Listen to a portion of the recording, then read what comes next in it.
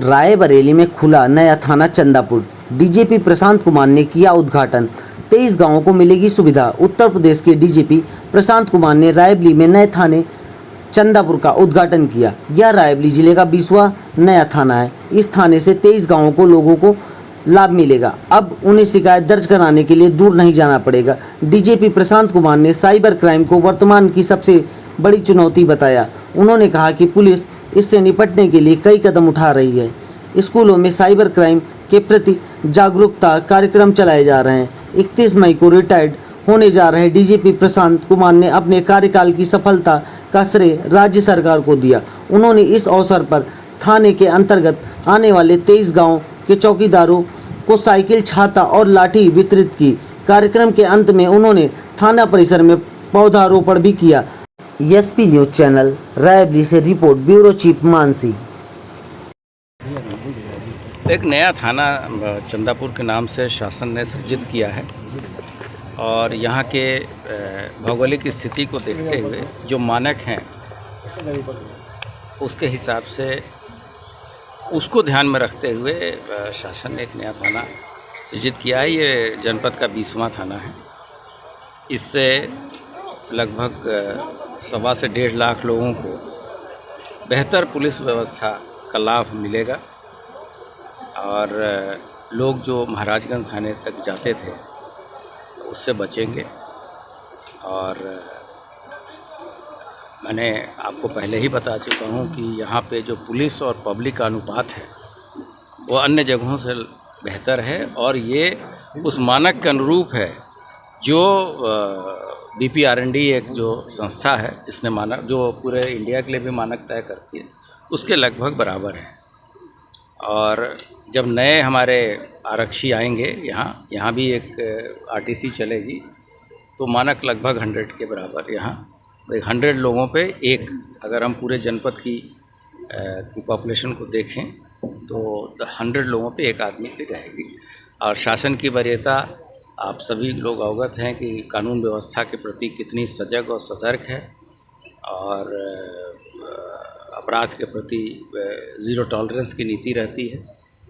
और सरकार का मानना है कि जब अमन चैन रहेगा, पीस रहेगी और कानून व्यवस्था अच्छी रहेगी तो उसी हिसाब से विकास भी होगा और यहाँ निवेश भी प्राप्त होगा।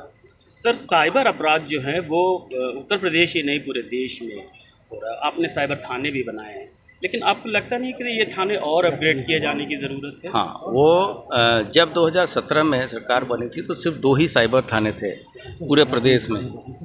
तो प्रथम चरण में इसको सभी मंडलीय स्तर पे 18 थाने इस्टेब्लिश किए गए और उसके बाद में इस जो साइबर अपराध की जो का प्रकार और उसका वॉल्यूम देखते हुए हर एक जनपद में एक थाना खोला गया शासन के द्वारा।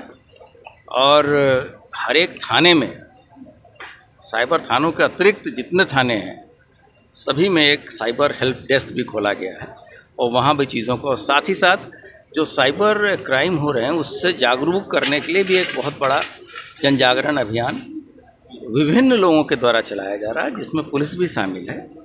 और हम लोग यहाँ के सिलेबस में भी हम लोगों ने कहा है कि जो यहाँ विद्यालयों में बच्चे पढ़ते हैं उनको भी बताया जाए और समय समय पे वहाँ पे स्कूल्स, कॉलेजेस में जाके और बच्चे और बच्चियों को, विशेषकर जो छोटे ऐसे बच्चे बच्चियाँ जो कि 10 से 15 वर्ष की उम्र की हैं, उनको इन सब चीज़ों से अवगत कराया जाता है कि कैसे साइबर उससे बचें।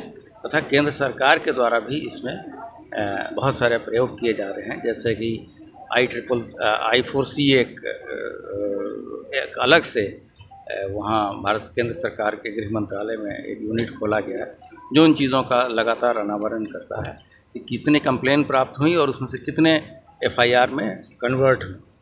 तो शीर्ष प्राथमिकता पे शासन की तरफ से चल रही है और आवश्यकता होगी तो हम लोग आगे भी अपने इस चीज़ों को और अधिक से अधिक अपना बढ़ाएंगे। और आप सभी अवगत है कि लगभग 60,000 जो नए बच्चे आ रहे हैं वो बहुत ही हाईली क्वालिफाइड हैं और उनके बेसिक ट्रेनिंग में भी हम लोगों ने साइबर क्राइम एक बहुत बड़ा वो है एस्पेक्ट रहेगा जिस पर हम उनको लड़कों को ट्रेन करेंगे। और अभी जो 9000 उपनिरीक्षक आए थे वो भी फुली ट्रेंड हैं इस तरह के अपराधों से डील करना। सर 31 मई के बाद भी आपको मिलता रहेगा नेतृत्व या नहीं?